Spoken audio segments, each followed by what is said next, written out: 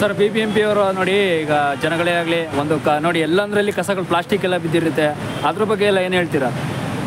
ಅದ್ರ ಬಗ್ಗೆ BBMPನಲ್ಲಿ ಸುಮಾರು ಜನ ಅರಿವು ಮೂಡಿಸ್ತಾನೆ ಇದ್ದಾರೆ. ಒಣ ಕಸ ಬೇರೆ, ಹಸಿ ಕಸ ಬೇರೆ ಮಾಡಿ ಗಾಡಿ ಬಂದಾಗ ಹಾಕಿ ಅಂತ ಎಲ್ಲ ಒಂದು ಜಾಗದಲ್ಲಿ ನಮ್ಮ ಜನ ತಪ್ಪು ಮಾಡ್ತಾ ಇದ್ದಾರೆ.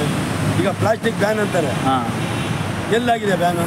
ಎಲ್ಲಾಗಿದೆ, ಆಗಿಲ್ಲ, ತುಂಬ ಇದೆ ಇನ್ನು. ಈಗ ಪ್ಲಾಸ್ಟಿಕ್ ಅಂದರೆ ಪ್ಲಾಸ್ಟಿಕ್ ಕವರಲ್ಲಿ ಹಾಲು ಬರ್ತಾ ಇರೋದು. ಹಾಲು ಯಾವ ಕವರಲ್ಲಿ ಬರ್ತಾ ಇದೆ? ಪ್ಲಾಸ್ಟಿಕ್ ಕವರಲ್ಲೇ ಬರ್ತಾ ಇರೋದು ಅಲ್ವಾ? ಪ್ಲಾಸ್ಟಿಕ್ ಬಂದು ಸರ್ಕಾರನೇ ಮಾಡ್ತಿದ್ದು, ಜನಗಳಿಗೆ ಏನು ಪ್ರಯತ್ನ? ಏನು ಪ್ರಯತ್ನ? ಅದೇ ನೀರು ಪ್ಲಾಸ್ಟಿಕ್ ಬಾಟ್ಲಲ್ಲೇ ಕೊಡ್ತಾವ್ರೆ ಈಗಲೂ, ಅಲ್ವಾ? ಹೌದು. ಬ್ಯಾನ್ ಅಂತ ಹೇಳ್ತಾರೆ ಸರ್ಕಾರ. ಮೊದಲು ಅದನ್ನು ನಾನು ತಪ್ಪು ಮಾಡೋದು ತಿದ್ಕೊಂಡು ಇನ್ನೊಬ್ರಿಗೆ ಹೇಳ್ಬೇಕು. ನೋಡಿ ಈಗ ಬಸ್ ನನ್ನಲ್ಲೇ ಮಡಿಕೊಂಡು ಇನ್ನೊಬ್ಬ bus, government bus ladies free, gents ಮಾತ್ರ ಫ್ರೀ ಇಲ್ಲ, ಅದ್ರ ಬಗ್ಗೆ ಏನು ಹೇಳ್ತೀರಾ? ಹೇಳ್ದಲ್ಲ ಸರ್, ಯಾವುದು ಫ್ರೀ ಕೊಡಬೇಡಿ ನೀವು. ಸಮಾಜಕ್ಕೆ ನಾನು ಹೇಳ್ತಾ ಇದ್ದೀನಲ್ಲ, ಅನ್ನ, ಅಕ್ಷರ, ಆರೋಗ್ಯ 3 ಉಚಿತ ಕೊಡಿ. 3 ಕೊಡಿ, ಪ್ರತಿಯೊಬ್ಬರಿಗೂ ಸಿಕ್ಕಲಿ. ಮಿಕ್ಕಿದಕ್ಕೆಲ್ಲ ಹಣ ತಗೊಳ್ಳಿ. ನೀವಿಲ್ಲಿ ಬಸ್ ಫ್ರೀ 2000 ಹೆಣ್ಮಕ್ಳಿಗೆ ಫ್ರೀ ಅಂದರೆ ಹೆಣ್ಮಕ್ಳ ಕಾಸನ್ನ ಗಂಡದಿರ ಮೇಲೆ ಹಾಕ್ತೀರ. ಗಂಡನ ಹತ್ರ 200 ಕಿತ್ಕೊಂತೀರ, ಹೆಂಡ್ತಿಗೆ 30 ಕೊಡ್ತೀರ. ಇನ್ನು 170 ರೂಪಾಯಿ ನಿಮಗೆ ಲಾಭ. ಲಿಕ್ಕರ್ ಮೇಲೆ ಹಾಕ್ತಾ ಇದ್ರು ಸರ್. ಹೌದೌದು, ಲಿಕ್ಕರ್ ಮೇಲೆ, ಪೇಪರ್ ಮೇಲೆ ಹಾಕಿದ್ದಾರೆ. ಸ್ಟಾಂಪ್ ಪೇಪರ್ ಜಾಸ್ತಿ ಆಗಿದೆ ಗೊತ್ತಲ್ಲ? ಪ್ರತಿಯೊಂದು ಜಾಸ್ತಿ ಮಾಡಿ ಮಾಡಿ ನೀವು ಕೊಡಿ. 2000 ರೂಪಾಯಿ ಕೊಟ್ಬಿಟ್ಟು ನಮಗೆ 4,000 ರೂಪಾಯಿ ನಮ್ಮ ಮನೆ ಲಾಸ್ ಆಗ್ತಾ ಇದೆ. ಅದ್ರ ಬದಲು ನೀವೊಂದು ಕೆಲಸ ಮಾಡಿ, ಎಲ್ಲ ಸರ್ಕಾರ ತೆರಿಗೆ ಇಲ್ದಂಗೆ ಕೊಡಿ.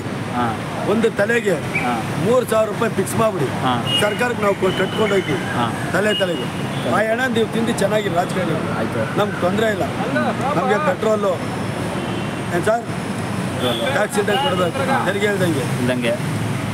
ಅಕ್ಕಿ ಮತ್ತೊಂದು ಪ್ರತಿಯೊಂದು ತೆರಿಗೆ ವಿತೌಟ್ ತೆರಿಗೆ ಕೊಡಿ.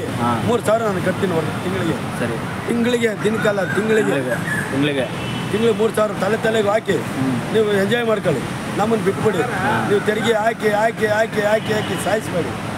ಸುಮ್ಮನೆ ಜನ ನೋವಾಗುತ್ತೆ. ಪೆಟ್ರೋಲ್ ಈಗ 63 ರೂಪಾಯಿ 70 ರೂಪಾಯಿ ಇದೆಯಲ್ಲಪ್ಪ, ಜಾಸ್ತಿನೇ ಆಗಿದೆ. ಅಲ್ಲ, ಮಾರ್ಕೆಟ್ ರೇಟ್ ಅಲ್ಲಿ ಆ ಬೆಲೆ ಕೊಡು. ಆ ಬೆಲೆ ಕೊಡಿ ಅಂತ ಹೇಳ್ತಾ ಇದ್ದಾರೆ. ಕೊಡಿ. 110 ರೂಪಾಯಿ ಮಾಡೋದು ಬೇಡ, ಅಲ್ಲೇ 40 ರೂಪಾಯಿ ಉಳಿತಲ್ಲ ನನಗೆ.